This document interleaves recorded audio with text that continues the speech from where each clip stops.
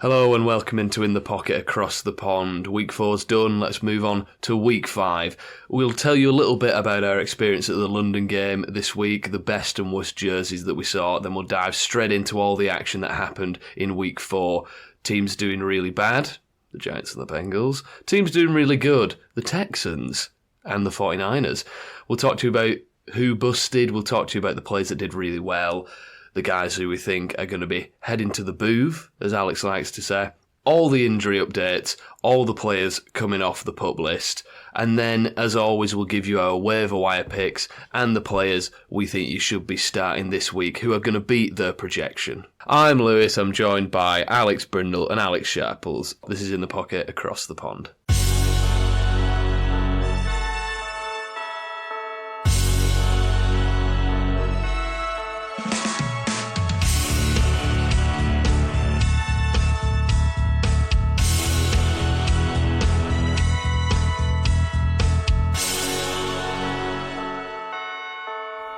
So Al, me and you this week went to the London game. London. Falcons at the Jaguars, Wembley Stadium. Not the best game. Yeah, I felt like I was in Duval County. Yeah, a lot of American people, I thought. Obviously, a lot more people than I anticipated that obviously had made the trip over from Duval County. And what a game it was. I mean, amazing atmosphere. I thought it was really great. Joking aside, it was great. Game-wise, and the main sort of plays were right in front of us. The Ridley touchdown and the Drake London knock touchdown were right in front of us. We got off pretty sharpish somehow.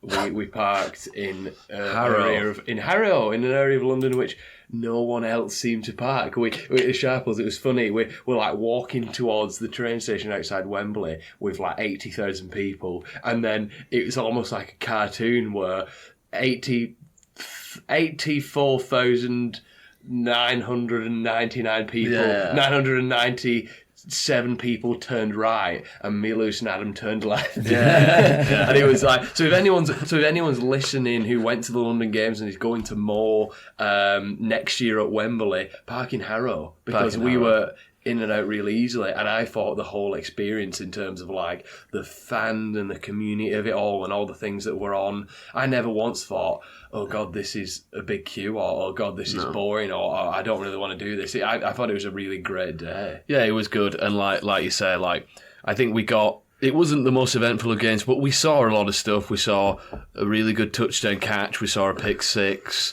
We saw, Drake London's almost touchdown in the end zone where you saw his foot just go out. It was a solid game. I mean, I've got some notes. The amazing touchdown view. We were in that corner of the end zone that Calvin Ridley caught his touchdown in, and it was like slow motion. You saw especially I got Calvin Ridley on a couple of my fantasy teams, and you could see him in the end zone waiting for the ball, and the ball's coming over like in slow motion. You're like holding your breath. That was really great. I heard Kyle Pitts played, but I don't know. I must have blinked because I didn't completely missed it. I thought Bijan Robinson was fantastic. He was really fun to watch. Oh, yeah. And another note was that they're all huge. All these people, Like I didn't. Who did we see warming up? Josh Allen. It was Josh Allen. The defensive Josh Allen. Yeah. I thought. Listen. You don't. Obviously, the offensive lineman, the defensive lineman. These are the guys who you think look massive, and they did. But I thought Trevor Lawrence was huge, big guy. There's big guy. Weight. There's like you were saying, Lou. There's a weight to everything. There's a weight to everything they do, not just tackling, but just throwing the ball. It looks like they're doing everything in slow motion because obviously you've got the weight of the pads on them, and they're all so big. It actually looks like you're watching them in slow motion a little bit, but really entertaining. I thought weirdly. Like, I don't know whether this is, I don't know, something weird to do with, when you watch it on TV, but I thought the 30-second timeouts feel so much longer when you're watching it on TV and it cuts to adverts. Well, that's because when you watch it on TV, you don't get to watch a kiss cam or a beard cam or get a T-shirt shot at you. Yeah, I just thought the timeouts went like that, but it was really fun. One of the funniest parts of the day as well, though, was spotting all of the jerseys. Yeah.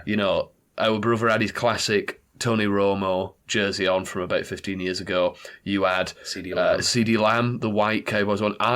No one else had this jersey. I had for a reason. I had the classic 60th anniversary long sleeve Cowboys sort of blue throwback jersey with Aikman on the back of it. Aikman would not have worn that. It would have been, maybe Roger Staubach who wore that. But yeah. No one had that, but it was interesting seeing the jerseys. Speaking of Aikman, Declan, because it's a stat which I didn't realise, and I only found out the extent of it last week. I'm just going to see if Sharples knows. The Hall of Fame, 3-time Super Bowl, 6-time Pro Bowl champion, Super Bowl MVP, Troy Aikman. Sharples, do you want to hazard a guess of what his touchdown to interceptions were in his NFL career? In his career. Oh God! Like the ratio. The ratio. Think about what I'm telling you. I'm telling you that. How long was he playing for? Troy Aikman played for a good 11 years. Yeah. But I'm talking about a 6-time Pro Bowler. I'm talking about a 3-time Super Bowl champion. What ratio touchdown to interception do you think it is? I feel like it's a trick question. He's going to be 1 to 2. Like he threw more interceptions than touchdowns. Not quite. It's about a 1-for-1. It's 165 touchdowns, 141 interceptions, which is absurd. That's like it makes you buy into when people say like if Matt Stafford was on the Cowboys in the 90s, they would have. But as well, it was a different game as well. It was a different game. I'm not saying Troy Aikman isn't a Hall of Fame. No, exactly. It's different. Like you have those guys back in those days like Marino who would fit to today's game really well. Oh, yeah. Aikman might not. He'd be one of those sort of like game manager guys like Dak Prescott. I mean, he certainly managed the hell out of that game yesterday. The other day, sorry. Yeah. But we'll get into that when we shuffle. But yeah, the fun little thing that we sort of like realised was all the jerseys there. I noticed very few Browns, very few Ravens, hardly any Raiders, Panthers, Titans. I didn't see an incredible amount of Cowboys ones. I think the least amount of jerseys was the Saints. I think we saw maybe one Saints jersey. Lots of Dolphins jerseys. Obviously lots of Falcons and Jags, but that goes without saying. But lots of Dolphins, I thought. But we thought it'd be fun just to tell you the best and worst jerseys that we saw. Start with the best. I mean, someone had one of those off-white Rams jerseys that they were now with Aaron Donald on the back, and I thought that one looked really cool. The Royal Blue Seahawks throwback one from this year looks great. And that sort of lighter green Philadelphia classic one, someone had like Jalen Hurts with one of them on the back. And shout out to the few people that had Trevor Lawrence Clemson jerseys on. Yeah. They were cool. What about you, Al? What did you think? Well, it was clearly the bright orange Bobby Boucher Waterboy jersey. From playing in the Bourbon Bowl. I can't remember, was it Mud Dogs that he played for? Yeah. Seeing that once, it was like, oh my God, that's unbelievable. Yeah. And then you'd see it about 2 or 3 more times, and it felt a little bit less special. Yeah, no. A few people. But yeah, I did think that was the best jersey. I thought that was just great. Yeah. Well, there were some nice ones. There were some bad ones. I got 2 for you, Sharples. Mm-hmm. I saw 2 people in this jersey, and it wasn't bad. It was sad. I saw 2 people in an Aaron Rodgers Jets jersey, and that was just sad. Really, that was sad. Start with the player on this next one. This was consensus worst. This was consensus worst because this was, And it just works. I'll just say it all in one chat. This was a thing. We stood behind. Just say the name and then leave a pause, because that's a bit of an enigma. Because if you just say the name, then Sharples will think, well, how can that be the worst jersey? Okay. This guy was in front of us at the bar at this place we went to. Cam Newton, right. Patriots. What? I mean, he's obviously got overzealous just as Newton signed, similar to probably what I was feeling when Rodgers went to the Jets. So yeah, it's unfortunate. Yeah. It's unfortunate. The Rodgers Jets one is sad, but it's like he's going to play at some point, probably next week or something, according to his recovery schedule. But the Newton Patriots one was unforgivable, really. Yeah, what was he playing at? Oh, good times though. Good times in foggy London town. Yes. Well, speaking of the games from this week, though, lads, we've done the London game. We said that the match itself was fine. I was really happy watching Red Zone this week. It felt like Red Zone again. There was touchdowns being scored pretty freely. It felt like Red Zone because there was multiple teams in the Red Zone, like constantly. So I thought it was just a really good weekend of football. Some tight games, some good comebacks. I want to speak about the game of the weekend. I want to speak about the Dolphins 20, 48 Bills. What a statement. Both teams started off great, but then one defence decided to show up, didn't they, Sharples? Yeah, I mean, unbelievable match. I think we all knew it was going to be. I think it was the first 5 opening drives as well. It was something. I mean, everyone was a touchdown. Yeah. It was like 7 plays, 70 yards, 8 plays, 80 yards. I mean, it was unbelievable shootout. And then, like you say, it goes into half time. You're thinking, let's have more of the same, please. But unfortunately, the Bills' defense. Remember that they were the Bills' defense. Stephon Diggs, absolutely unbelievable 3 touchdown performance. And yeah, I mean, I think obviously week 1 against the Jets, people were so low on the Bills, but they've been slowly winning every game now, and this is the sort of big statement win to get people back on the bandwagon. They look great, and the Dolphins didn't look bad. It's just second half, Bills just blew them away. Yeah, I agree. And I mean, it was never going to be another Dolphins blowout, but I think that the shock was how easy it sort of looked for the Bills. They sort of put the Dolphins back in the place, really. Sort of, yeah. You saw why, the odds makers were still favouring the Bills, really. Like, it's an incredibly hard place to go and play as well. Like, you can't get sort of more opposite than the home field in Miami to home field in Buffalo. But which is ridiculous considering they're in the same division. But yeah, they sort of put the Dolphins in the place a little bit. Yeah, absolutely. I think it's, to me, that idea of this one team that's been good for a number of years, so the kind of seasoned, that being the Bills, and the kind of new kid on the block, Dolphins. I still think it's a coin toss if they play in the playoffs. But yeah, I think the Bills' experience playing at that sort of level definitely came in handy this weekend. On the other side of the coin, though, in terms of form, Bengals losing, completely getting blown out by the Titans, who us and everyone has been really sceptical about this year. Seriously, then, what's happening here with the Bengals? Is the offense just too simple, Lou? Listen, the Titans have, I know the Titans are a pretty, pass funnel defense, really, which was a shock when the Bengals couldn't pass on them. But they got a pretty all right defensive front, the Titans, and that was taken advantage of because I don't understand, this offseason, the Bengals restructured the offensive line. They signed the most sought-after offensive lineman in Orlando Brown. Like they did for the second offseason in a row. Yeah, the same old problems in pass protection are occurring, and Joe Burrow's running for his life. And so I think it's a mixture of the pass protection being shocking and Joe Burrow still not being fully healthy. So he's obviously suffering from the calf strain. The mobility isn't there to move in and around the pocket. So you're seeing him getting sacked 3-4 times a game, not being able to get the ball out. I also, the Bengals offense has been pretty boring for a few years, but Joe Burrow is that good, Jamar Chase is that good, T. Higgins is that good, that it's worked anywhere. But when you don't have these impressive schemes like Andy Reid can sort of draw up, like the Dolphins, the Bills can draw up, when you have a head coach in Zach, what's his name? The Bengals head coach, who isn't, a great... Zach Taylor isn't... I don't think he's one of the better head coaches in the league. And then when you can't rely on your studs like Joe Burrow because they're hampered and because they're being killed every game, this is what happens. You look crap. Yeah, Sharples, do you want to unpack this one as well in terms of what's happening with the Bengals this year?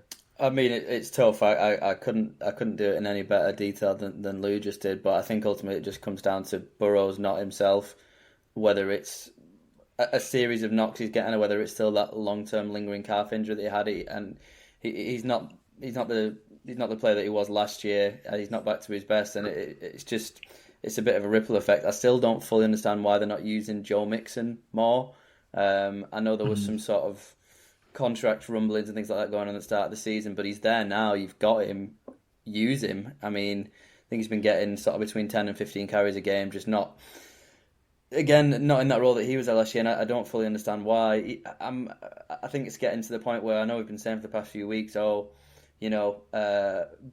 on the Bengals offense and they're going to come good. It's starting to get to, it's like, well, we're getting towards week 5 now. It's like, I don't know. I know we did that. Getting towards week 5, and at the end of the day, if you have a Joe Burrow, a Joe Mixon, a T Higgins, a Jamar Chase on your fantasy team, you probably got a losing record at the minute. You have. Oh yeah, I mean, I know we did the whole panic button thing last week, and I was like, 3, 4, whatever. I was bluffing because I thought they were going to do good this week. Jamar Chase, you're playing Jamar Chase. You are playing Jamar Chase. He is a stud. He's going to be decent no matter what happens. I think you have to bench Joe Burrow for the foreseeable future until you see something. If that means you miss the comeback game, so be it. I mean, tell me if I'm wrong, but I'm benching Joe Burrow everywhere if I've got him. Yeah, me too. To be honest with you, strange. I'm not dropping him. No, of course not. I'm benching him. Yeah. But yeah, I mean, elsewhere, apart from that Bengals game, and with the form of the Bengals, you could have bet on the Titans. For maybe the first week ever that I've been watching the NFL, I think all the games, albeit they got to the final results in different ways, I think all the teams you expected to win won this week. And I'm including the Buccaneers in that because I expected them to beat the Saints. I think all the teams expected to win this week. Which, of course, Bengals game, the hyphen there being Bengals are playing awful at the minute. But yeah, so, but that looks pretty straightforward. But the games themselves, not straightforward whatsoever. First of all, how about those rookie quarterbacks, by the way? Stroud playing great in a really good Texans win, and Richardson leading the Colts to almost a great comeback against the Rams. I mean, I think both of these plays are great. I'm a huge fan of Anthony Richardson. Did you see the video of him just without a run-up, just stood still, flicking his wrist, and the ball travels about 40, 50 yards. Sharples, I'll send it you in a bit. It's crazy. I just think Stroud's uber talented, and he's clearly what the Texans needed, but Richardson, that's lightning in a bottle there. That he really is, and he looks like a leader, and he looks super clutch as well. Again, not that Stroud doesn't look any of these things either, and it's strange that I'm gushing over Richardson more than Stroud when the Colts lost, but I just thought that second half for the Colts was really impressive. I think these two rookie quarterbacks should be on your team, and Anthony Richardson should be started every week in fantasy. It has to be. Yeah. That game was done. Yeah, I don't know. At halftime, I'd thought I'd been Justin Fields, should we call it, because he's been awful, and then all of a sudden he had an amazing fantasy performance. But then when everything was said and done, Richardson. You thought you thought you were going to have a field day. I thought I was going to have a field. That's what we're going to call it when a quarterback does awful. Specifically Justin Fields. Yeah. We're having a field day every week. I thought there were some real statement wins, though, this week, lads. Cowboys, yeehaw. The Lions, Ravens, Bucks, 49ers, Seahawks absolutely trouncing the Giants. The Giants are terrible.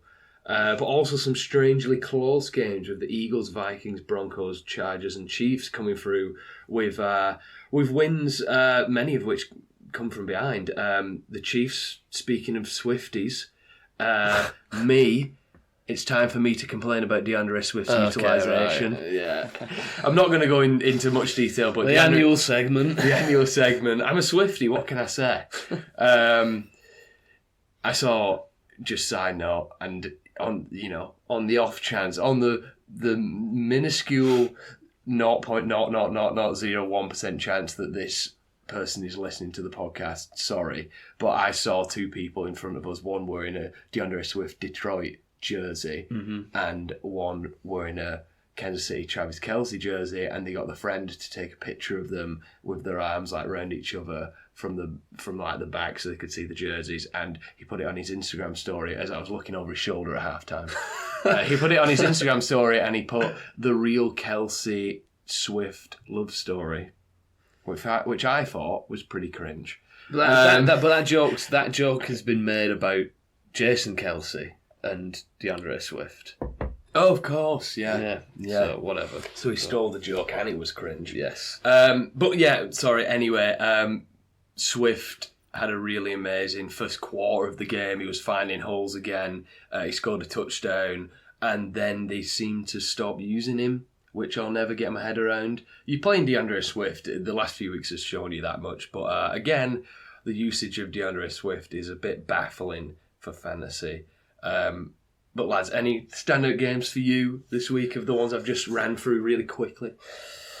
After you, Sharples. I thought it was a big statement win for the Lions, to be fair, in division game and quite comfortable. Sort of, no messing around there. And I also, a team that's been unconvincing for me this season, but again, a big statement in division win is the Ravens and how they beat the Browns, obviously holding them to 3 points. It's the kind of win I think they needed to sort of really get it kick-started, and so let's see if we can push on from there. But yeah, two in division games and two pretty sizable wins. Who knew all it took for the Ravens to get going was facing a rookie quarterback who was terrified? I do think that Browns defense may not be as good as people thought they were, though. I think they had some very nice matchups. Nice rainy matchups. Yes. We spoke about the games, Cowboys, yeehaw. Yeah. My favourite moment of the weekend, shout out to the Panthers cornerback, Deshaun Jameson, who ran faster than I've ever seen anyone run after Kirk Cousins threw an interception for a pick six in order to supply his fellow cornerback with a lead block so that he could run in to the end zone. That lead block was on Kirk Cousins. He completely laid Cousins out. I saw a video that was like, shout out to 2-9 for running faster than I've ever seen anyone run just so he could absolutely run Kirk Cousins over. Why wouldn't you? If you're one of these cornerbacks, you understand it. It's like you get penalised so much for hitting these quarterbacks. It's like, no, this is the one time where you can just completely lay the guy. That was amazing. That was the best moment of the week for me. Yeah. Was it good enough to be your impressive victory, Lou? That one. Well, it wouldn't actually, because they ended up losing. The Panthers ended up losing. Mm-hmm. It was a moral victory for him and all Kirk Cousins haters like yourself. But who is your impressive victory? My impressive victory, it's a team from Texas. Yeah! It's the Houston Texans. Yeah. Because I just think that team looks decent. That quarterback looks completely legit. Mm-hmm. CJ Stroud, I was as impressive as our Cowboys were handing Bill Belichick his largest loss of his career. The Texans looked great. Yeah. So Sharples? I got to go for the Bills, stifling that historic offense from last week. Big win for the Bills. Yeah, I think there was so many impressive victories this week. I've, however, got to go for one of the 4-0 teams. And the Eagles look like they were going to lose, so I'm going to go the 49ers. I still, not for a second of football this season, thought that the 49ers were in any danger of losing a game. Mm-hmm. So, I mean, they're just churning them out. And, yeah, it was, obviously, Bills was a great win. Cowboys, Seahawks, really good wins. But the 49ers, you hate to admit it as a Cowboys fan, especially since we're playing them next week, I believe. This week coming. But the 49ers look a different class at the moment, I'm afraid. But what about the not buying it win? Again, a tough one, because I think all the good teams won this week. But Lou, have you got a not buying it win? Yeah, well, this was just like these next two categories were just decided in the same game. It was whoever won the game and whoever lost the toilet bowl. So the not buying it had to be the Broncos because they won the toilet bowl. Sharples? I've gone for the Titans. Just Yeah.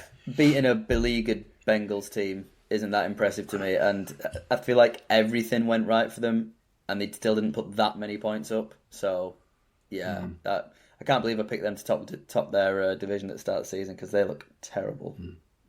And just to mix it up, I'm going to go with the Vikings because they started 0-3, and okay, they've got this win, but I don't think anyone should be getting carried away about the Vikings. I don't think this tells us that they're going to right the ship or that they're going to be anything like they were last year. So based on that, I suppose I'm not buying the Vikings this season. And the worst team in the league, then, Lou, that means that means they should be having a field day. They're all having a field day every single week. It's the Bears. Sharples. I knew it was going to be a New York team. I just didn't know which one. But the Jets actually had a relatively spirited performance against the Chiefs. So it's the lackluster Giants. I've written Bears and Broncos, and in brackets, or Bengals ? Or Giants ? The Giants are bad. The Giants are really bad. And did they pay Daniel Jones? Have they paid him? Yeah. Listen, I'm pretty sure on this podcast we spoke in the off-season about how stupid that Daniel Jones contract was. 40 million over 4 years, 160. You'd like to think. Because you'd see nothing from him to warrant that money. Top 10, paid quarterback in the league. It's funny how much, Giants fans, Giants organisation, how quickly you can regret a decision. And Daniel Jones is making that regret come faster and faster for that organisation. If he was to be traded with another underperforming quarterback with a massive contract, who would be in a better position? The Giants with Russell Wilson or the Denver Broncos with Daniel Jones? Oh my goodness! Oh my days! Oh, that's just two parallel universes that no one wants to go to. Yeah, that is really. Who would tough. be in a worse position? Who would be in a worse position? Oh, I think the Broncos, because both teams look awful. Both teams maybe look.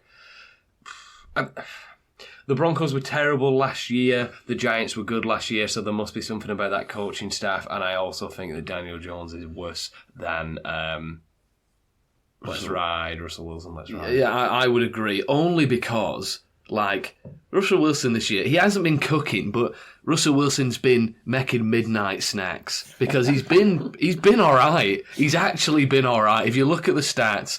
Look at him for fantasy. He's been all right. So he's not been there in his chef's hat at a 5-star restaurant cooking in front of you, but he's been cooking up some pretty all right. He's making a pot noodle at midnight, and it's pretty good. So.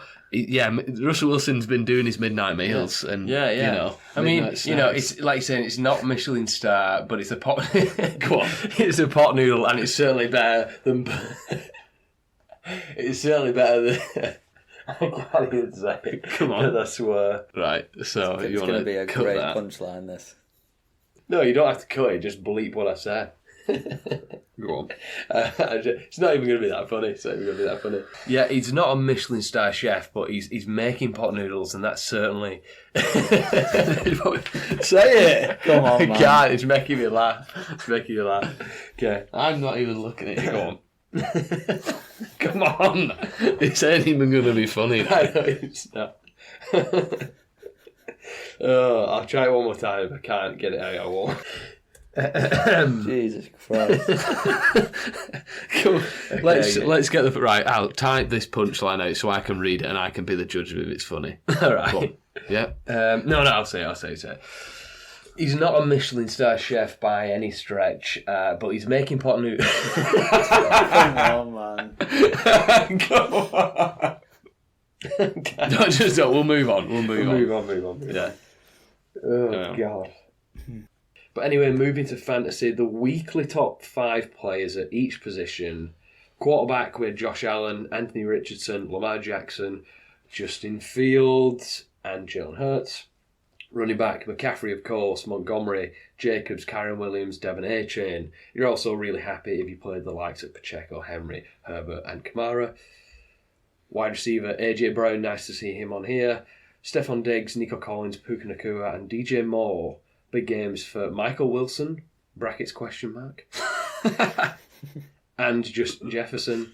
And tight end, Kmet, Mark Andrews, Jonnu Smith. We saw that in person. We can vouch for it. That is real. He did look good. Yeah. Ferguson, Ogletree, Travis Kelce, all the way down at 7. But lads, did you have a favourite fantasy performance of the weekend? Mine was Christian McCaffrey. Yeah. I was absolutely miles behind in my matchup, and he actually got me to the point where I thought I might win, and then I lost anyway. But 45 points, just unbelievable.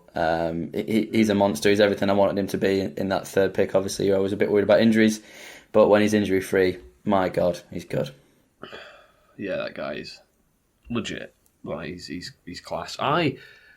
Lamar Jackson, the guy must have listened to the podcast in week 1 and heard us, moaning about him, because since week 1, 22 points, 28 points, 28 points, they sort of unlocked him a little bit, which is great to see. I also, call me, nostalgic, but it was nice to see the old heads, Josh Jacobs, Derrick Henry, Alvin Kamara, all have decent games this week. With Jacobs is a weird one, because Jacobs had a really good game. It took him till week 4 last year to wake up as well. So, but yeah, it was, those guys, the fantasy football performers of yesteryear, I'll say. Lamar Jackson, Josh Jacobs, Derrick Henry, Alvin Kamara, all having a good game. It's 2019 again. Oh, yeah. As for busts, though, lads, a decent few on this list. Debo, which helps me out a lot because I won in a league where I had 3 separate players leave the game with injury, and I went into Sunday night needing my Seattle defense to outscore Debo Samuel. And he did by about 28 points, which is pretty crazy. So Debo Samuel, Jalen Waddle, Jahmyr Gibbs, that's a worrying one. Amari Cooper, Tony Pollard didn't have an amazing game. TJ Hawkinson, Ramondre Stevenson, Chris Olave, James Conner, Tua, disappointing game. Joe Mixon, George Kittle, Burrow again, another Bengal. Jordan Addison, Goose Year, which is crazy. Yeah, I could have seen him being a really heavily stacked play last week. Aaron Jones, Raheem Mostert, Tank Dell. The Tank Dell one is really frustrating because you don't know who to play out of him and Nico Collins, and I've never known start-sit decisions to be this hard and frustrating, lads. I think this year there's more players capable of not being involved in their offences from week to week than I ever thought was possible. You drafted players who you think the teams are going to rely on them every week, but that doesn't seem to be the case. And that's why those players like McCaffrey and Jefferson are so valuable this year, I suppose. Yeah. I mean, some of them, I'm not reading too much into. Chris Olave, I felt that in a lot of leagues. Derek Carr was injured, and you could see he was injured. They've got a bye week in week 6, I think. The best thing for any of these Saints pass catchers is them benching Derek Carr this week, letting Jameis Winston throw the ball here, there and everywhere, and then get Derek Carr healthy. I'm not reading into that for Chris Olave, just an unfortunate week, really. Some might say that they should have done that this previous week. Who might say that? We'll come to it. But you know what I think these broadcasts are missing, lads? I mean, I love Greg Olsen. I think the commentary is missing another top quality tight end to deliver some analysis. Yeah. So I think heading to the booth should be Darren Waller. Darren Waller. The Walrus, maybe he's done. Maybe he is done because it's been so disappointing. This Giants team is awful. He could share his expertise this time next year on Giants games from the booth. Any disagreements there? Listen, I think I think that's also a product of the offense and Daniel Jones, which, I was all about Waller in the off-season. I should have foreseen that. I forget how important the person throwing the ball is to the people catching the ball. Yeah.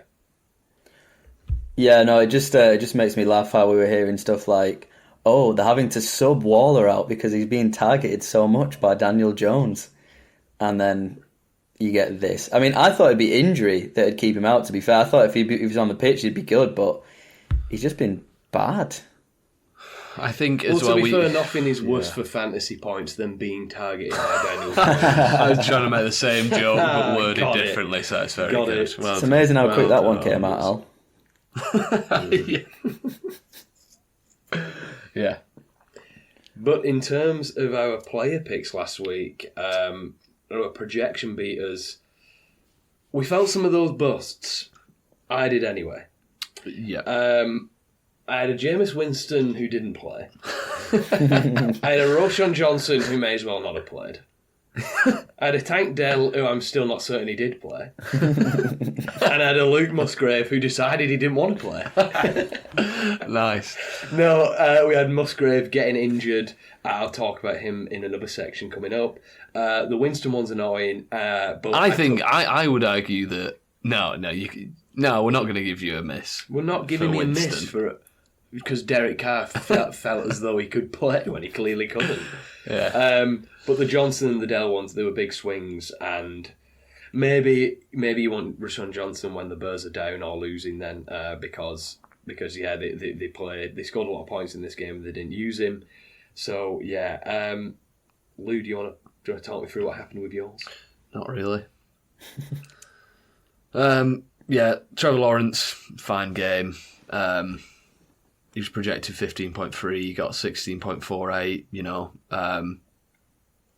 he had an alright game, really. We saw it live. He had a fine game. Running back, Javonte Williams exited the game with an injury, unfortunate. Even more unfortunate when the rookie Jaleel McLaughlin comes in. I was going to say, can we talk about the dude that came in? He has a nice game. So it's another one of those situations where it's like, well, surely this would have been a hit, but, when I injured, nothing you can do. Jacoby Myers, I said this was a risky one because Garoppolo was questionable for the game. I thought they were going to start Brian Hoyer and not the lad that they did start. Yeah, Jacoby Myers, 2 catches for 33 yards, 5.3. That was a miss. Evan Engram, though, again, another one that we saw live. He had a nice game. I thought it was nicer than 12.9 fantasy points, but, 7 catches, 59 yards. Fine game. Not a hit, but fine game. Yeah. Sharples, your picks as well last week.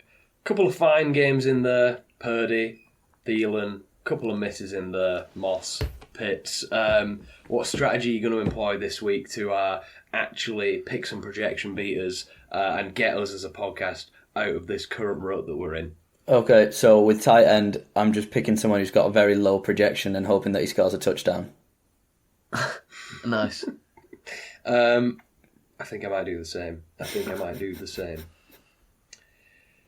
But Lou, have you got some news for us on the injury front, on the news front, on the pub front? Yes, I do. I'll start with injuries, quite a few this week. So as I just mentioned, Javonte Williams exited the game in sort of early on in the second quarter, I think, after just two offensive drives, hip injury. Unclear how much time he's going to miss. There's people saying he might miss weeks. People saying he might not miss any time at all. I'd monitor it. He's probably going to miss this week, so monitor that. Mike Evans exited the Buccaneers game in the second quarter with a hamstring injury. He's going to have tests, but the Buccaneers are on a bye week this week, so don't expect to hear much about that until next week. T. Higgins, interesting one, exited that game with a rib injury. Everyone's saying, he's going to be out for a while. Higgins himself has come out and says that he doesn't expect to miss extended time, and apparently feels like he could even be back this week. So, yeah. Seems risky. Seems very risky, but, keep an eye on that. Justin Herbert, I was watching this game. I thought it was, interesting. injured his non-throwing hand finger, middle finger, I think, in the third quarter. The commentators didn't really know what was going on. He came back with it bandaged up, and then after the game jokingly described it as a flesh wound. No, it wasn't a flesh wound, mate. You fractured your finger on his non-throwing hand. You know, it's fine, non-throwing hand. Still, that would sort of affect, you know, getting the ball in, like, you know, shotgun formation, whatever. But Chargers are on a bye week. He should be fine. Kenny Pickett, Steelers quarterback, if you didn't know who that was, exited his game in the third quarter with a knee injury. Initially thought that was going to be a really bad one. Turns out bone bruise. Probably going to miss week 5. Steelers on bye in week 6. So, you know. They're still not sure what else is up with Kenny Pickett, though. We're still all trying to figure that out. Yeah. Steelers as well, stay with them. Pat Freiermuth ruled out of a hamstring injury, could miss 2 to 3 weeks, so I expect him back after the bye as well. As you mentioned, now Luke Musgrave exited Thursday Night Football after being evaluated for a concussion, even though it was on Thursday night, and the Packers play this Monday night. Plan for him to miss. You know what concussions are like. Plan for him to miss this week. Kyren Williams did play the whole game for the Rams, but suffered a hip contusion. Just something to monitor. And just something I think is notable for defence, because I believe I had this guy as my sort of rookie defensive player as well. Christian Gonzalez for the Patriots dislocated his shoulder, so he's out indefinitely. So is Matthew Judon, tore his bicep. So that Patriots defence pretty beat up. And also the Bills secondary just got a bit weaker. Tre'Davious White, Achilles injury, is done for the year. In terms of the PUP list, the physical and able to perform list, like the deal with these guys, they're on the PUP list. If they return to practice, if they're allowed to return to practice, it opens up a 21-day window for the team to activate them to the 53-man roster. Otherwise, they're done for the year. So Cooper Kupp, he's going to return to practice. Great. People saying he might be playing this week. Fantastic. Jonathan Taylor is returning to practice, but still does not want to play for the Colts. So, interesting situation what they do there. Like, if he's returned to practice, but he keeps saying he doesn't want to play, there is no point them activating him. And if they don't activate Jonathan Taylor by, you know, the 24th, whatever, of October, that's Jonathan Taylor done for the year. And then Kyler Murray was eligible to come back to practice, but he is not practicing. You know, Josh Dobbs playing pretty hard, so don't know when Kyler Murray's going to be back. And then, not PUP related, but Jameson Williams, the pretty hot prospect at wide receiver for the Lions, has been reinstated by the NFL this week. His suspension for gambling was reduced. He's practicing this week. Very interested in this guy. So if you've got a spot and and he's on waivers, I'd add him. Lads, Luke, don't look at my screen. That would be cheating, because you're in competition with each other in this middle section. We're a month into the new NFL season, and I want you to guess the top 5 fantasy players at each position. We're going PPR scoring. We're going 4-point quarterback throwing touchdown.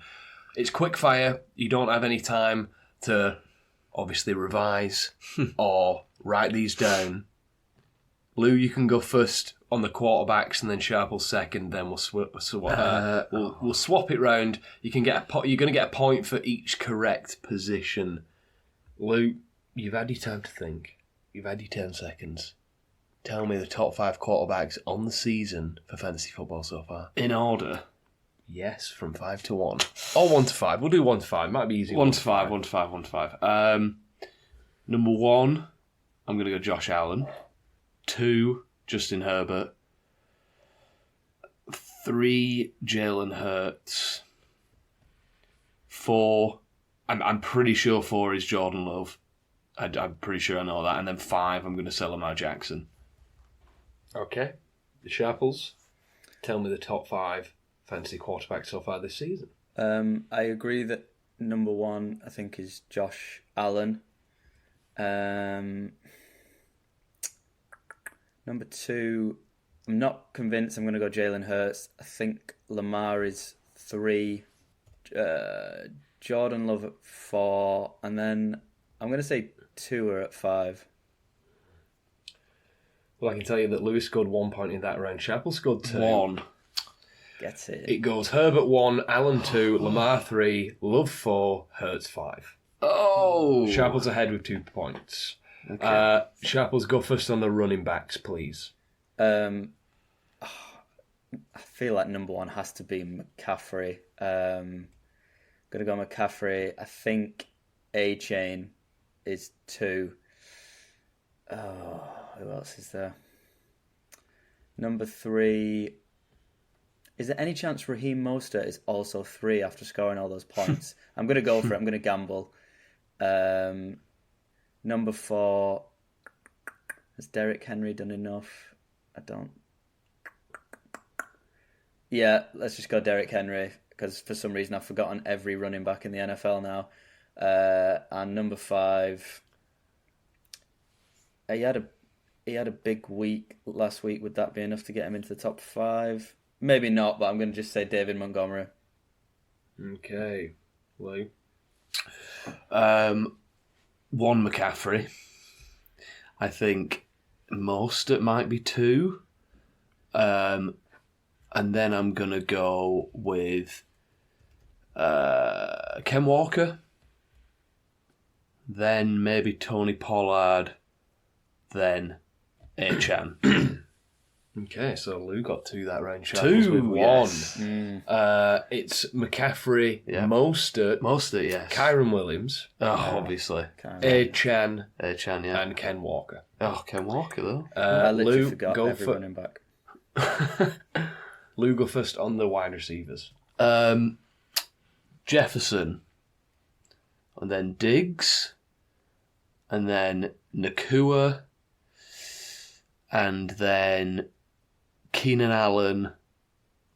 And who else could it be? Devontae Adams. Sharples. I think it's Jefferson, Diggs, and then I think Keenan Allen would be higher than Nakua because he threw that touchdown, had that big week. So I'd say Keenan Allen at 3. I want to say, Nakua at 4. And at 5, I don't want to be boring, but I do think Devontae Adams has been up there. So Devontae at 5. Yeah. Sharples with 2, Lou with 1. No. We do. You know Tyreek Hill plays football. Oh, no.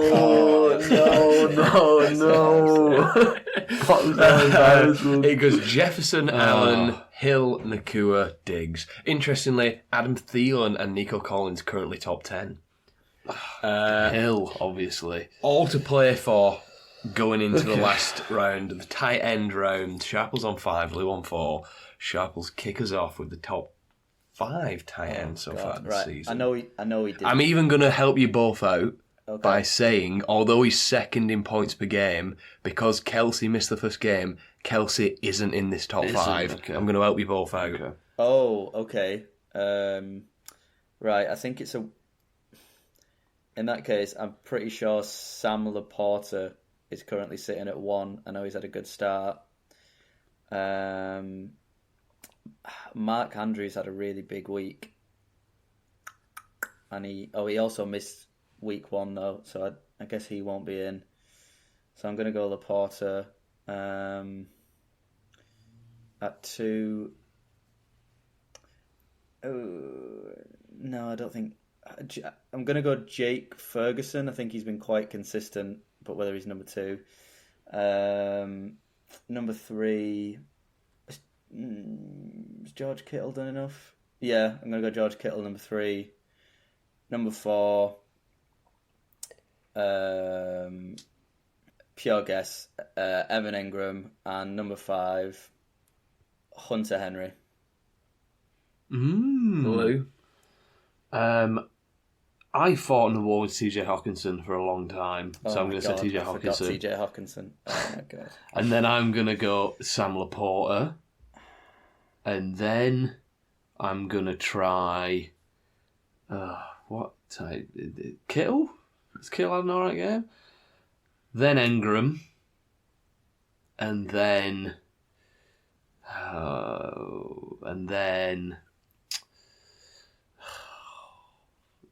Ferguson?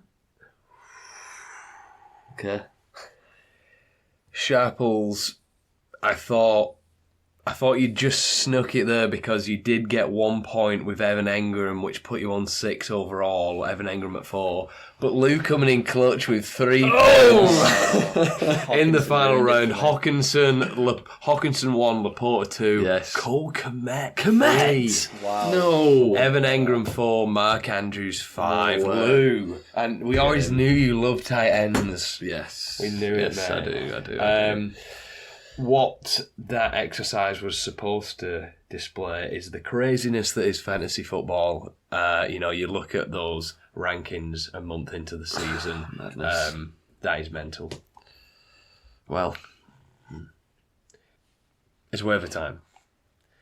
Players that are rostered in less than 50% of ESPN leagues who we think you should pick up and either play or stash on your bench because they are too valuable for fantasy to be left on the waiver wire. I'll start us off, lads. I'm going to go Luke Musgrave. He's still out there in most leagues. And look, people are going to see the 1.1 this week and either leave Musgrave on the waiver wire or maybe even drop him. That would be a huge mistake. You should pick him up because he has proven to be a talented tight end who's involved in meaningful ways for this offense. So go and grab him. He's out there. And I'm also going to set Chuba Hubbard. I think Hubbard could carve out a role in this offense. Sanders has been banged up, okay, but he's also really struggled early in his Carolina career. They split work this past week, and all it takes is Hubbard to have a big game to make him the guy in Carolina. And in this current running back landscape, you need those players. I've also written, lads, Josh Dobbs with a question mark. What do you two think of the prospect of picking up and possibly streaming Josh Dobbs on this first bye week of the season? it depends who else is available. Like, he's definitely not the worst option, but there's better ones out there, I think. Who's your waiver heads, Lou?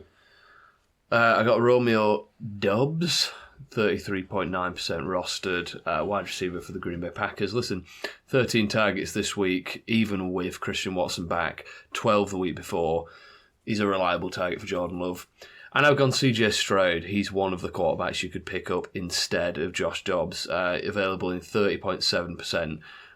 Multiple passing touchdowns in the past 3 games, multiple games with 300 passing yards.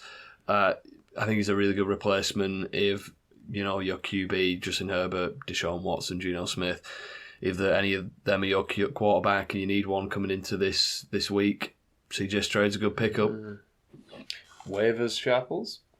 Yeah, I've gone for a guy who I was surprised at how available he is. He's only rostered in 24.6% of leagues. It's tight end for the Cowboys, Jake Ferguson. Obviously, not going to get the heights as you are with like a Kelce Andrews or a Hawkinson, but he's not really consistent. He's had 7 targets in 3 of his first 4 games and looked very steady the past few weeks.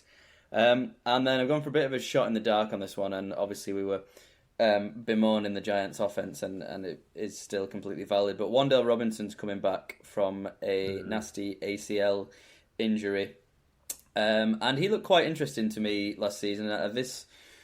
This Giants wide receiver room is certainly up for grabs, and I know that it'd still be targets from Daniel Jones, but if he can be the number 1 option, then he might see a reasonable amount of volume. He's had 5 and 6 targets respectively. Hopefully that'll increase, and he's only rostered in 1.5% of leagues, so he's certainly out there to be got. Yeah, some good waiver pickups there. Wan'Dale Robinson with quite a nice game actually last night. And Jake Ferguson, according to you two, top 5 tight end on the season. Oh, yeah. Should be.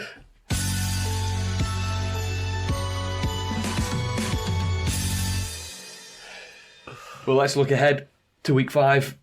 Week 5 also means we've got bye weeks. We've got the Browns, Chargers, Seahawks, and Buccaneers on bye weeks. Remember to check those teams, check those lineups, and search for some quarterbacks if you need a streamer. Looking at it realistically, the Geno Smith owners, the Justin Herbert owners are going to be looking for streamers.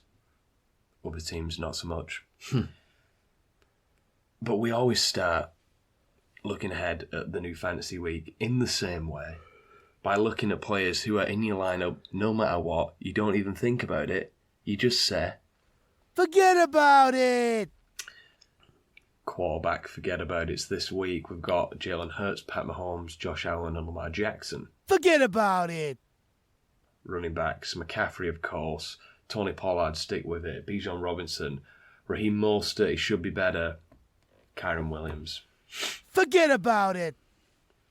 Wide receivers, Tyreek Hill, Justin Jefferson, Devontae Adams, Stephon Diggs, Amon-Ra St. Brown, Chris Olave, Jamar Chase, yeah, you're going to have to. AJ Brown and CeeDee Lamb. Forget about it. Not the year for the wide receiver twos this year yet, like it was last year, is it? Tight ends, Kelsey Hockenson, Andrews, Kittle, Laporta. Forget about it. And on to our projection beaters. Players that we think are going to outscore their ESPN projections this next week, so you should think about starting them in your leagues if you want value at that position and you want some good points. Let's start with the wide receiver this week, and we'll start with Alex Sharples. I've gone for Jalen Waddle of the Miami Dolphins. If he's not forget about it, is it? No. No? No. I mean, yeah, No. I'd have been surprised if he was, because obviously not started off the season brilliantly, but obviously still coming back off a, had a little bit of an injury, and I just think that this Dolphins offense is too potent for him to not start getting involved. He's going to be going up against the Giants this week. I think it's probably going to be another shellacking. I'm hoping for another at least 40 plus points for the Dolphins. And his projection's only 13.5. I think they'll be trying to get him sort of a bit more involved in the offense like he was last season. I think this is the game to do it. I'm hoping for 10 targets. I want 8 receptions. I want 100 yards and I want a touchdown. And I think he can do it quite easily, if I'm being honest. Nice. Good to hear that boost of confidence for Jalen Waddle owners as well, I'm sure. I'm going to go Michael Pittman Jr., projected 13 points against the Tennessee Titans. I'm back to basics this week, lads. Good players in good matchups. Now, I'm going to speak about the Titans' rush defense in regard to another player that I'm going to pick. It's pretty good, basically. But the pass defense, on the other hand, not so much. They ranked 27th, and Pittman has had a pretty good start to the season. It was a down week this past week, sure, and as things stand, the Colts offense isn't exactly pass happy, but Richardson can play and he can sling it. I'm a huge Anthony Richardson fan, as I mentioned before, and I thought he played amazing against the Rams. If the Colts got Pittman more involved versus the Rams, then I think it's potentially a different result. So the Colts, they'll be looking to carry some of that momentum from the second half on into this divisional game against the Titans, and getting Pittman more involved is clearly an area for improvement and an area that I expect them to address this week. So Michael Pittman is in my lineup. Lou? I'm going to go... This might seem like a dart throw, but I'm going to give some reasons as to why. I think it's a bit more strategic than that. I'm going to go Rashee Rice, the wide receiver for the Chiefs, rookie wide receiver, projected 9.6. By no means has he broken out or blown up yet at all. He's had 2 okay fantasy games in week 1 and 3, but his role in the Chiefs offense is growing and becoming a bit more solid. He's led the Chiefs wide receivers in targets the past 2 games, second to only Travis Kelce on the team in that span. And he's maintained around a 50% passing down snap percentage, which might not seem like a lot, but bear in mind, passing down snap percentage, his was below 30% in the first 2 weeks. So big increase of 20% the past 2 games. He's also maintaining a targets per route run percentage of 32.1 on the season, meaning, yeah, he might not be getting as many targets as a lot of other wide receivers, but when he's out there, Mahomes is targeting Rice on almost 1 in every 3 of the routes that Rice runs. So the dude's obviously demanding targets. If we see the passing snap percentage and routes run go up, we could see a serious breakout from Rice. And this week's as good as any. You know, Chiefs facing the Vikings in a game with a 53-point over-under, biggest of the week. It's a great matchup for Chiefs wide receivers. Vikings have allowed over 40 fantasy points a game to opposing wide receivers, as well as the third most receiving yards and joint second most touchdowns to wide receivers. We know this Vikings defense is poor, but we also know the offense. Justin Jefferson, TJ Hawkinson, they can score points. So hopefully this is one that the Chiefs need to compete in, need to put up plenty of points. And in that case, I'm betting on Rice to outscore that 9.6 projection and have the best game of his career so far. Sharples, take us to the tight ends. Oh, scraping the barrel already. So as I previously mentioned, my strategy is to pick someone with a low projection. I'm banking him getting a touchdown or even just a reception, because if he gets a reception, then he won't be a miss for me this week. So I've gone for Hayden Hurst, tight end of the Carolina Panthers, projected a mighty 5.3 points. Going up against a Detroit team that's given up the second most points to fantasy tight ends as it stands. And so, yeah, let's hope he can just have a measly one catch for 3 yards, and then he won't be a bust. I think that's a good pick, to be fair. I'm going to go Dalton Kincaid, projected 8.2 against the Jacksonville Jaguars. He's a talented player, and out of the two tight ends, him and Dawson Knox, he's clearly the one that the Bills want to use in the passing game more. We just saw Jonnu Smith rip the Jacksonville defense to shreds in two tight end sets. You know, you'd think that they would throw it to Kyle Pitts, but no, it was going to Jonnu Smith. So if the Buffalo Bills want to put two tight ends out there, I think they're going to throw it to Dalton Kincaid, and I think he's going to have a nice game this weekend. I'm hoping. Luke? I'm going to go Zach Ertz, projected 9.8, averaging over 7 targets a game, 8.4 fantasy points a game. That's fine for a tight end. Facing the Bengals defense, who are giving up 12.6 fantasy points to the position, as well as 3 touchdowns on the season to tight ends. So hopefully Ertz can exploit that and get his first touchdown of the year. Nice. Let's do running back, Sharples. Okay, running back this week, I've gone for a man that I think it was 2 weeks ago I was completely denouncing and saying that you need to trade him. But since then, he's had 2 pretty solid weeks. It's Dameon Pierce, running back for the Houston Texans. Started off really poorly, but he's come out with 15 and 12 points respectively the last couple of weeks. He's projected 12.4. I think in this matchup against the Falcons, I've been surprisingly impressed with the Texans' offense, and I think they might sort of score a few early touchdowns, and hopefully that'll mean that they're going to run the ball. I mean, he's completely outworking Singletary. That's not the issue. It's just been game script so far. But he got 24 carries last week against Pittsburgh for 81 yards. I think if he gets those kind of numbers against a softer defense in the Falcons, then it should mean points. Obviously, with Pierce, you're always hoping for that goal line carry, similar to what David Montgomery did last week, getting 3 touchdowns for a combined about 6 yards. That might be reaching a little bit, but with a 12.4 projection this week, I think he can beat it. Nice. I'm going to go Joe Mixon. A healthy 14.7 projection at Arizona. Yeah, we're worried about the Bengals on the whole, but am I worried about Mixon's usage? Not in the slightest. It was a bad week this past week, but it was a bad matchup too. I mentioned the Tennessee defense in terms of passing, but they're a good rush defense, and they have been for a number of years. He gets Arizona this week, which is a far nicer matchup, what you might call the prototypical get-right matchup for Cincinnati. And to be honest with you, I don't care if the passing game gets right or not, because I think Mixon has a really good game regardless. The Cardinals just let McCaffrey go for almost 200 all-purpose yards against them, and okay, Joe Mixon is not Christian McCaffrey, sorry to break it to you, but a minimum of 14 carries against a soft defense on what should be a high-powered offense is just too good to turn down.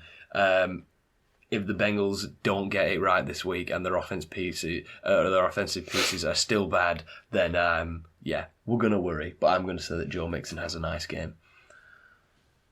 I'm going to go Brian Robinson Jr. projected 14 points, running back for the Commanders. He's been matchup proof this season. Just had a solid game against the Eagles' run defense. Not a huge fantasy scoring day the week before, but rushed for 7 yards per carry against the Bills, which is ridiculous. He's the clear leader in the backfield. 61 attempts to Gibson's 13. Even 7 targets, and Antonio Gibson's only had 10. So this is Brian Robinson's backfield. And he's the RB8 through 4 games, which is very solid. And a great matchup this week. Come on. I know his projection's a high one, but he's against the Bears, who just this past week gave up 105 total yards and a touchdown to Jaleel McLaughlin. So, no offence, Jaleel, but who? So, the Bears giving up 30 points a game to the running backs. Betting odds have the Commanders favoured by 6.5 points. So if the game script goes as expected, Commanders' run game should see a lot of work. Robinson's been getting it done against good teams and solid defences. And this week he plays the Bears, so it should be a walk in the park. Start to round us off with a quarterback, Sharples. Yeah, well, if some of the reports I'm hearing are true, this guy's going to be ready to suit up against Denver. So I'm going to go Aaron Rodgers, quarterback for the Jet now. No, I'm going for Jared Goff. I think this one's sort of a play in the projections type pick because he seems very low down at 14.7. He's around the likes of Ryan Tannehill and Jimmy Garoppolo.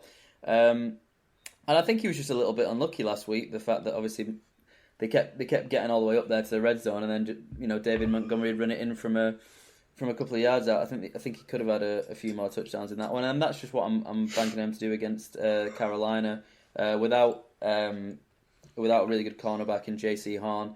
I think they're there to be attacked. I think he's going to add a couple of touchdowns to his game last week, so a couple of 100 yards, 2 or 3 touchdowns. I think that'll easily beat his projection of 14.7. Nice. And I'm going to go for a player that Lou mentioned in the waivers section. CJ Stroud, rookie quarterback of the Texans, projected 16.7 at Atlanta.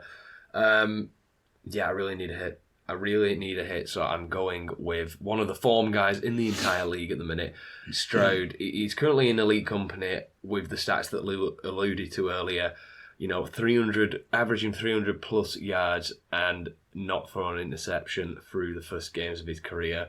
Only some of the greats have done that, like Peyton Manning. You name the rest. Troy Aikman. No. Peyton Manning is one of the names. There's only about 2 or 3 others. But he's on a historic trajectory, basically. He really does look the part. He gets Atlanta this week. In another game that the Texans, I think, will fancy themselves to win. Atlanta's completely, absolutely middle of the pack in terms of defense against quarterbacks for fantasy. So there isn't much to read into there. I'm just playing the hot hand. I have to at the minute. I'm playing the hot hand, and he's gone 2 touchdown, 2 touchdown, 2 touchdown. Let's say he has 3 this week. Oh, I'm going to round it out with Jordan Love, projected 18.2. Quarterback 4 on the season, as I rightly guessed before, averaging 21.3 fantasy points per game. He's had 8 passing touchdowns and 2 rushing touchdowns over 4 games. Been very solid. If I was a Packers fan, I'd be breathing a sigh of relief. Not saying he's, going to be Rodgers' 5 level, but he's definitely a good NFL quarterback capable of leading the team to victories and running a good offense. His weapons are healthier now. Christian Watson's back. Dobbs has been a strong target. Rookie Jaden Reed, who's had a decent rapport with Love, has looked all right. As well as impressive rookie tight end Musgrave, but Musgrave might miss this week. But still, the weapons are there. Coming up against a Raiders defense this week who are allowing 20.4 fantasy points per game to opposing quarterbacks. Las Vegas has allowed 8 passing touchdowns, which is 4th most in the league. They've also given up 2 rushing touchdowns so far to quarterbacks. As I said, Love already has 2. We've seen that John Love has a strong floor for fantasy. Even in last week's loss to Lions, where he was picked off twice, still had 17 fantasy points. In a game against the Raiders, where I feel like the Packers will be able to put up points and win against a defense that only has one defensive turnover on the season. 18.2 fantasy points. Surely that's a gimme for Love. Yeah, and they're all going to be hits, lads. I'm saying it this week. Mm-hmm. We're going to go 4 for 4 for 4. That would be 16. Oh, yeah. It wouldn't. It'd be It 12. wouldn't, it'd be 12. Well, you ruined it already, Lou. Sharples, save us with the game tier list. Okay, so I mean, I think we've got a good few contenders for toilet bowl this season again, here, boys. But I'm going to read them off. Let me get your thoughts on them. So we've got Commanders and the Bears. We've got the Patriots, Saints, Colts, Titans, Cardinals, Bengals, and Broncos, Jets. I think the Cardinals-Bengals could be an interesting game, but yeah, on paper, not good. Yeah, I couldn't justify it with the Bengals. I mean, they've just been so bad so far. They've been able to fool so many weeks that I had to put them in there. But moving into the meh category, we've got the Steelers against the Ravens, the Lions against the Panthers, Falcons, Texans, Dolphins, Giants, and Raiders, Packers. Is Dolphins-Giants just in there because you're expecting a complete blowout? Yes. Yeah. Okay, yeah. Yeah, agreed. I'm at this current moment disappointed with the Falcons on the season so far, so yeah. And then we've got 4 left, 2 split into the great, 2 split into the good. For the good, I've got the Jaguars against the Bills. Just not entirely sure. I mean, the Jags obviously used to London being there for the past week. Yeah. With the Bills, you never know what you're going to get. So I've knocked them down a little tier. So I've got Jags, Bills, and also the Rams against the Eagles. Yeah, I'm excited for the Rams-Eagles. A bit of an NFC showdown with that game, and one that you're going to mention in a minute. But I would be very intrigued at the Eagles-Rams. A game that, dare I say, I think the Rams have a chance to win. Yeah, I agree. Yeah, and then to finish off, 2 great. One of them, I'm a little bit more hope than actual certainty that it's going to be good. But I've gone for the Vikings and Chiefs because when they're both on it, 2 really good offenses.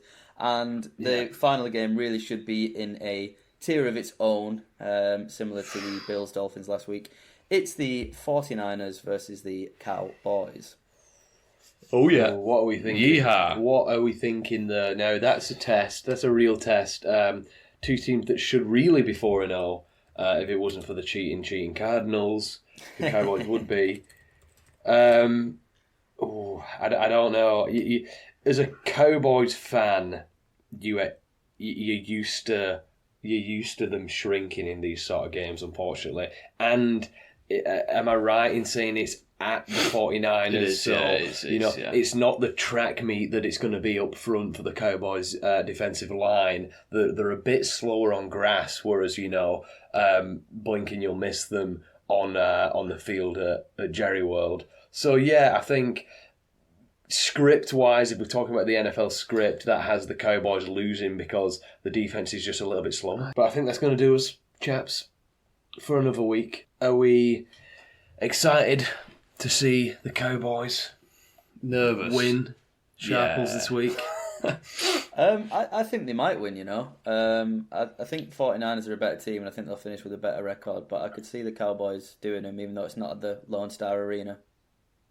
I think the Cowboys could do them as well, which would make it all the more bitter, I should say, when they eventually lose to them in the playoffs. Yeah, because it'd be like, we've just beat this team this year. We just beat the snot out of them. Cowboys to win in a blowout. I want to go that far. But I would definitely take the -1 on the Colts to beat the Titans. I think that's going to be the surprise blow of the weekend. I think the Colts are going to just trample them. Okay. Yeah, that's my call this week. Who would... Closing thought, for everybody listening as well, if Anthony Richardson and Derrick Henry ran straight at each other, who runs over who? Interesting question. I feel like Anthony Richardson's taller, but Derrick Henry's wider.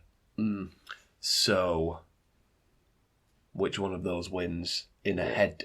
Just who runs over who ends up on their arse, and the other one just runs straight over him. That's so hard. Sharples? Well, Derek Henry is a shed with legs, so would you back Anthony Richardson to run through a shed? Is what you have to ask yourself. I don't think he Probably. could. I think he might get through the door, but he wouldn't get through the back wall. So therefore, Derek Henry. Okay. I'm going to go Anthony Richardson to give you the tiebreaker. I pose the question, I don't answer the question. You have to do the tiebreaker. I would go. I'd go Derek Henry. No. I'd go Anthony Richardson. Anthony Richardson is a younger guy. He's got nothing to lose. He's got nothing to lose. Derek Henry doesn't either, though. Anthony Richardson's got youth on his side. He does. No, I think when push comes to shove, I think Henry. Well, wait until Sunday and we'll see these two players that are going to never be on the field At the same time, yeah. Cool. Thank you very much for listening. Enjoy week 5. Goodbye. See ya. Bye bye.